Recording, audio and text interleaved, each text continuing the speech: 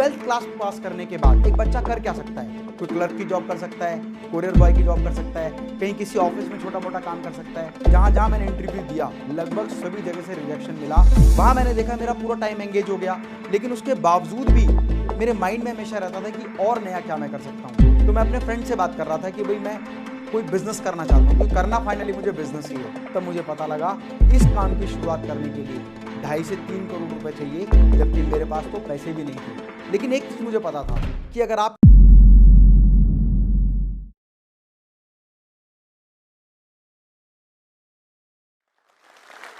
नमस्कार, मेरा नाम है डॉक्टर अमित माहेश्वरी और मैं हूं CEO and founder director Metas overseas limited का, उस कंपनी का जिसकी वैल्यूएशन 200 करोड़ रुपए से भी ज़्यादा है। और जिस समय ये कंपनी मैंने शुरू की थी मेरे पास बिल्कुल भी पैसे नहीं थे, और वहाँ से जब मैंने शुरुआत की तो मैं 200 करोड़ की वैल्यूएशन की कंपनी तक पहुँचा।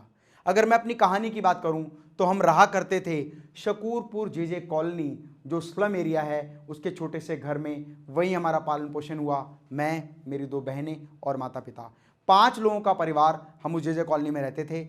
गवर्नमेंट स्कूल में मैं पढ़ा करता था, सरकारी नगर निगम के स्कूल में, जहां 3 रुपये 60 पैसे सालाना फीस हुआ करती थी। तो प्राइमरी से लेकर 12th क्लास तक सब कुछ बहुत अच्छा था, हमें लगता था कि हम सक्षम हैं। जब 12th क्लास मैंने पास किया और कॉलेज में एडमिशन के बारे में सोचा, तब पता चला कि कॉलेज की फ़ीस 18 से 20 हज़ार रुपये है। और मैं अपने फादर के पास गया, मैंने उनसे कहा पापा कॉलेज में एडमिशन लेना है।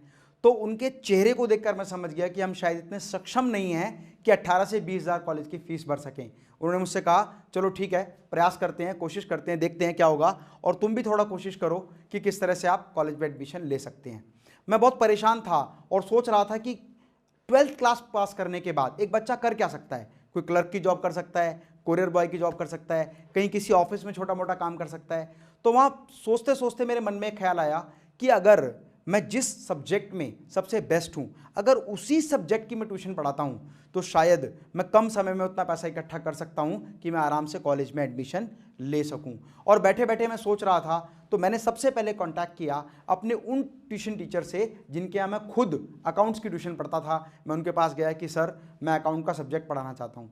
तो उन्होंने मेरे को एक इस तरह की नज़रों से देखा कि भाई अभी तो तूने खुद ही 12th क्लास पास किया है, और अगर अपने इंस्टीट्यूट में मैं तुझे अकाउंट्स का टीचर रख लूँगा तो मैं कहाँ जाऊँगा। अब यहाँ प्रॉब्लम थी कि चलो कोई बात नहीं, यहाँ तो मैं पढ़ता था, इन्होंने मुझे रिजेक्ट कर दिया, कोई फ़र्क नहीं पड़ता। मुझे अपॉर्चुनिटी चाहिए थी बाकी इंस्टीट्यूट्स में। तो एक एक करके मेरे जोन के जितने इंस्टीट्यूट्स थे, मैंने सब जगह जाके इंटरव्यू दिया। किसी ने तो मुझे साफ बोल दिया कि भाई अभी तो आप ही कम एज के लग रहे हैं, छोटे लग रहे हैं, तो आपको अपॉर्चुनिटी नहीं मिलेगी। किसी ने कहा चलो ठीक है, देखते हैं, बताएंगे। तो कहने का मतलब ये था कि मुझे जहाँ जहाँ मैंने इंटरव्यू दिया लगभग सभी जगह से रिजेक्शन मिला, और उस रिजेक्शन को अपने मन में लेकर मैं बैठा हुआ था, अपने घर के बाहर सीढ़ियों पर बैठा हुआ था और सोच रहा था कि अब लाइफ में करूँ क्या, किस तरह से 3 से 4 महीने में मैं इतने पैसे कमा लूँ कि अपने कॉलेज की फ़ीस भर पाऊँ, कॉलेज में एडमिशन ले लूँ और अपनी एजुकेशन को आगे लेकर जाऊँ। बैठा बैठा मैं सोच रहा था तो मैंने देखा कि मेरा पड़ोसी घर का दरवाज़ा पेंट कर रहा है, और वो जो पेंट कर रहा है देखते देखते पूरा पेंट उसने कर दिया। मैंने देखा वहाँ पर एक पेंट के डब्बे में थोड़ा सा पेंट पड़ा हुआ था, तो मेरे मन में एक आइडिया क्लिक हुआ, क्योंकि जब हम ट्यूशन पढ़ने जाते थे या स्कूल जाते थे तो बहुत सारी दीवारों पर एडवर्टीजमेंट देखते थे।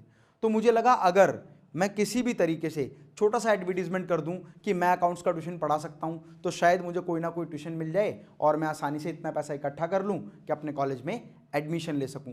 वो डब्बा मैंने लिया, पेड़ की एक डंडी तोड़ी और उस पर एक कपड़ा लपेटकर जाकर दीवारों पर लिखना शुरू कर दिया कि ट्यूटर अवेलेबल फॉर अकाउंट। और उस समय हमारे घर में फ़ोन नहीं होता था, तो लैंडलाइन फ़ोन नहीं था, तो मैंने पड़ोसी का नंबर वहाँ पर लिख दिया। अब जब आप कोई एडवर्टीजमेंट करते हैं तो आपके मन में एक सपना जाग जाता है कि मुझे उसका रिजल्ट मिलेगा, मुझे रिवर्ट मिलेगा। अब मैं बैठा बैठा सोच रहा था कि भाई ट्यूशन टीचर की कॉल आएगी, ट्यूशन टीचर की कॉल आई। जैसे मेरे पड़ोसी के घर में फ़ोन बजता था तो मुझे लगता था शायद मेरे लिए कोई कॉल आया होगा। लेकिन 1 दिन बीत गया, 2 दिन बीत गए, कई दिन निकल गए। एक दिन वो पड़ोस का लड़का मेरे पास आया कि भैया आपके लिए एक कॉल आया है, आप आओ और आप सुन लो फ़ोन। तो मैं जैसे ही मैंने जाकर फ़ोन सुना, मुझे तो पता था कि वो कॉल आई होगी किसी ट्यूशन के लिए, तो मैंने फ़ोन रिसीव किया। तो एक लेडी ने मुझसे कहा कि मैं अपनी बेटी को ट्यूशन पढ़ाना चाहती हूँ, होम ट्यूशन के लिए हमें टीचर चाहिए। तो जब मैं वहाँ, देखिए जब आपको पहली बार कोई चांस मिलता है ना, तो आप अपनी एबिलिटी का 100% देने का प्रयास करते हैं, और मैंने भी ऐसे ही प्रयास किया। तो यहाँ मैं आप लोगों से एक बात कहना चाहता हूँ कि अगर लाइफ में कभी भी अपॉर्चुनिटी मिले तो उसमें अपना 100% देने का प्रयास करें। जब आप अपना 100% देंगे तो आपकी सफलता के चांसेस निश्चित हैं।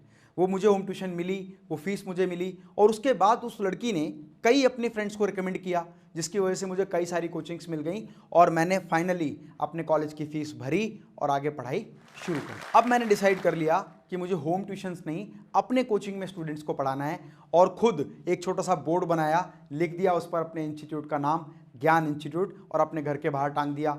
धीरे धीरे हम छोटी छोटी एडवर्टीजमेंट करते रहे, बहुत सारे स्टूडेंट्स आने लगे। जब बहुत सारे स्टूडेंट्स अकाउंट्स पढ़ने मेरे पास आने लगे तो मैंने देखा कि वो बाकी सब्जेक्ट पढ़ने कहीं ना कहीं और जाते हैं। कोई physics, chemistry, mathematics, English, science कहीं और पढ़ने जा रहे हैं। तो मेरे मन में एक आइडिया आया, अगर मैं अपने सभी फ्रेंड्स से बात कर लूं जो अपने अपने सब्जेक्ट के टॉपर्स हैं और उनको अपॉर्चुनिटी दूं मेरे यहाँ पढ़ाने की, तो शायद हम बाकी सब्जेक्ट्स के स्टूडेंट्स को भी अपने इंस्टीट्यूट में ला सकते हैं। और ऐसे ही बहुत सारे दोस्तों ने मेरा प्रपोजल रिजेक्ट किया, किसी को पसंद आया, वो मेरे साथ आने लगे और मेरे ही उस छोटे से रूम में वो डिफरेंट सब्जेक्ट्स की क्लासेस चलने लगी। धीरे धीरे वो कोचिंग सेंटर की स्थापना होती चली गई। वो 1 रूम से 2 रूम, 2 से 3, 3 से 4, 4 से 5, अपनी ही गली में मैंने अपने पड़ोसियों के 4-5 कमरे ले लिए और वो छोटा सा कोचिंग इंस्टीट्यूट जो आइडिया के रूप में होम ट्यूशन से शुरू हुआ था, फिर एक रूम का इंस्टीट्यूट बना, आज वो 5-6 कमरों का अच्छा कोचिंग सेंटर बन गया। वहाँ मैंने देखा मेरा पूरा टाइम एंगेज हो गया, लेकिन उसके बावजूद भी मेरे माइंड में हमेशा रहता था कि और नया क्या मैं कर सकता हूँ। तो जो टीचर्स मेरे साथ पढ़ाते थे उनकी इंसेंटिव इनकम मुझे आती थी। टीचर्स होते हैं उनकी 70-30 का रेशो होता है, तो 30% का जो इंसेंटिव आता था वो मुझे बड़ा लगने लगा और मुझे लगा कि क्यों ना अब अपने कोचिंग इंस्टीट्यूट की स्थापना पूरी दिल्ली के अलग अलग क्षेत्र में की जाए। और मैंने अपने उस छोटे से ज्ञान इंस्टीट्यूट की ब्रांचेस बनाना शुरू कर दिया और धीरे धीरे करके वो ज्ञान इंस्टीट्यूट 5-6 इंस्टीट्यूट के सेटअप के रूप में बन के तैयार हो गया। एक बहुत परेशानी होती है कोचिंग इंस्टीट्यूट चलाने में, और ये वो लोग जानते हैं जो कोचिंग चलाते हैं, कि कोचिंग सेंटर में ना 4 से 5 महीने का समय ऐसा होता है जब आपके पास स्टूडेंट्स नहीं होते, और जब स्टूडेंट्स नहीं होते आपके ऑपरेटिंग एक्सपेंसेस सेम होते हैं, तो आप हमेशा मतलब उनको सर्वाइव नहीं कर पाते, उनके खर्चे पूरे नहीं कर पाते। तो मेरे मन में हमेशा सवाल रहता था कि मैं ऐसा क्या करूं कि जो 4 से 5 महीने का समय है इसमें भी हम कुछ ना कुछ अर्निंग कर पाएं, कुछ ना कुछ बिजनेस जनरेट कर पाएं। और उस समय इंडिया में ना एक अपॉर्चुनिटी मुझे दिखाई दी। मोबाइल फ़ोन का चलन बहुत तेज़ी से बढ़ता जा रहा था, मोबाइल फ़ोन के यूज़र बहुत तेज़ी से बढ़ रहे थे। तो सन 2001 में मैंने मोबाइल रिपेयरिंग को समझा, उसके टेक्निक को समझा और समझने के बाद एक सिलेबस डिज़ाइन किया और अपने उन सभी टीचर्स के साथ मिलकर एक मीटिंग की कि मैं ये चाहता हूँ कि हमारे सेंटर्स पर मोबाइल रिपेयरिंग का कोर्स पढ़ाया जाए। और वहाँ से शुरुआत हुई एक कोचिंग इंस्टीट्यूट जो ऑफ सीज़न में काम नहीं करता। ऑफ सीज़न में हमने कोर्स शुरू किया, मोबाइल रिपेयरिंग कोर्स। वहाँ से हमें अच्छी अपॉर्चुनिटी मिली और हम तेज़ी से अपने बिजनेस को डेवलप करने लगे, क्योंकि हर बिजनेस में ना कहीं स्लो डाउन आता है। तो कोचिंग इंस्टीट्यूट में स्लो डाउन क्या था कि जब आप कोचिंग क्लासेस लेते हैं तो 4 से 5 महीने का समय आपके पास खाली होता है। तो टेक्निकल एजुकेशन जब हमने किया तो वो फिलर हमारा एक तरह से काम करने लगा और तेज़ी से हम लोग आगे बढ़ते चले गए। धीरे धीरे करके ज्ञान इंस्टीट्यूट की ब्रांचेस लगातार बढ़ती चली गई और जब ज्ञान इंस्टीट्यूट ने पूरे इंडिया में लगभग 60 के आसपास इंस्टीट्यूट बना लिए, तब हमने देखा कि हर इंडस्ट्री में ना एक ऐसा टाइम आता है जब वो इंडस्ट्री तेज़ी से डाउन जाती है। तो चाइनीज़ फ़ोन के आने से क्या हुआ था कि जो मोबाइल रिपेयरिंग का सेगमेंट था वो धीरे धीरे डाउन जा रहा था और मुझे पता चल रहा था कि भाई ये सेगमेंट डाउन जा रहा है और एक समय पर आके ये कोर्सेज़ की डिमांड मार्केट में लगभग खत्म हो जाएगी। कहाँ तो हम 4-5 लाख रुपए कमाते थे, फिर उसके बाद हम घटते 2.5-3 लाख रुपए ब्रेक इवन पर आ गए। फिर वो ब्रेक इवन से घटते ग्राफ और नीचे आ गया, जिसकी वजह से हमें लॉस होने लगा। और जब लॉस होने लगा तो मुझे लगा कि कोई ना कोई ऐसी इंडस्ट्री मुझे चाहिए जिसमें मैं आगे बढ़ सकता हूँ। तो मैं अपने फ्रेंड से बात कर रहा था कि भाई मैं कोई बिजनेस करना चाहता हूँ, क्योंकि करना फाइनली मुझे बिजनेस ही है।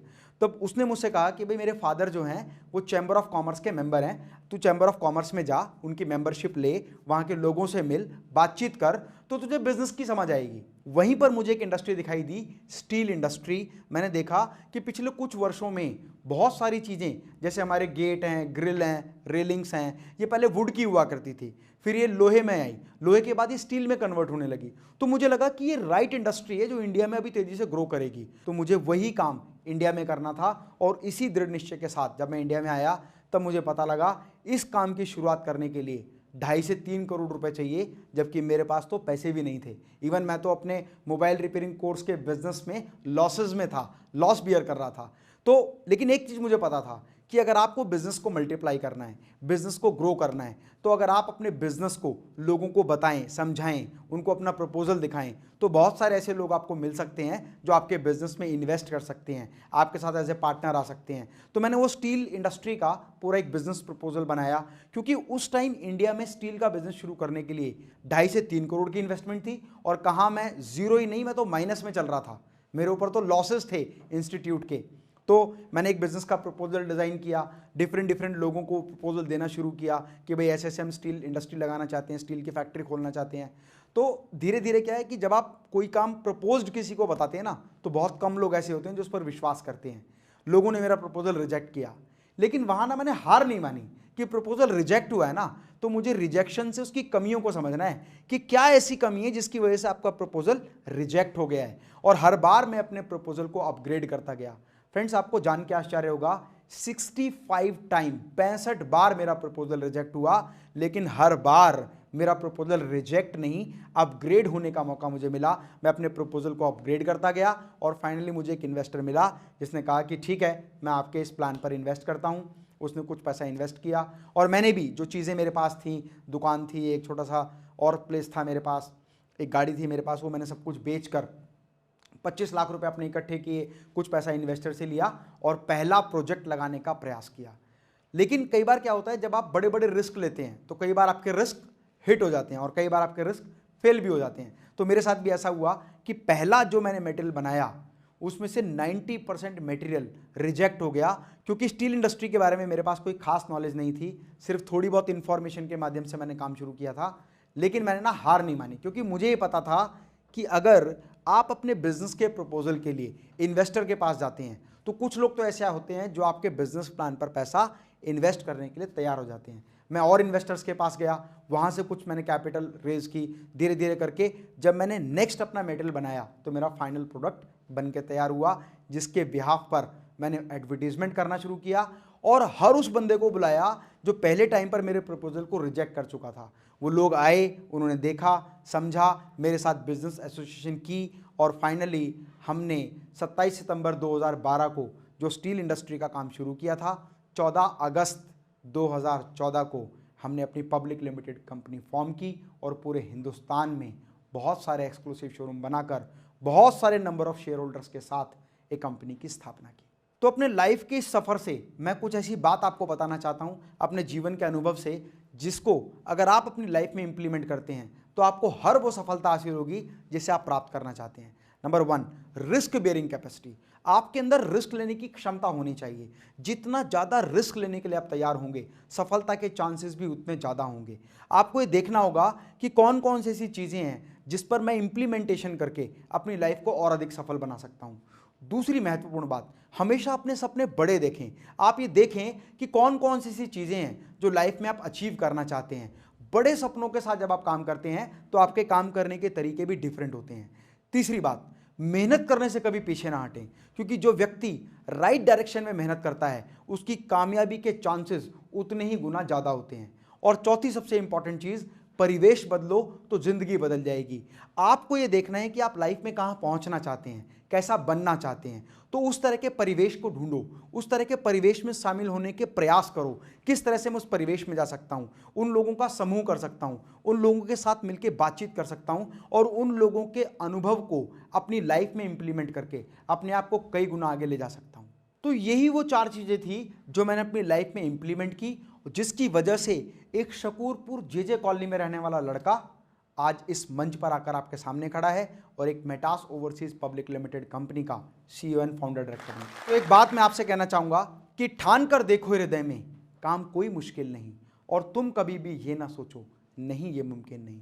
याद रखो जो कर्म करेगा, याद रखो जो कर्म करेगा, भाग्य उसका दास है, मांग मत ईश्वर से तेरा भाग्य करेगा। Thank you. इस वीडियो के बारे में अपनी राय नीचे कमेंट सेक्शन में हमें बताएं और अपने दोस्तों के साथ ये वीडियो शेयर करना ना भूलें।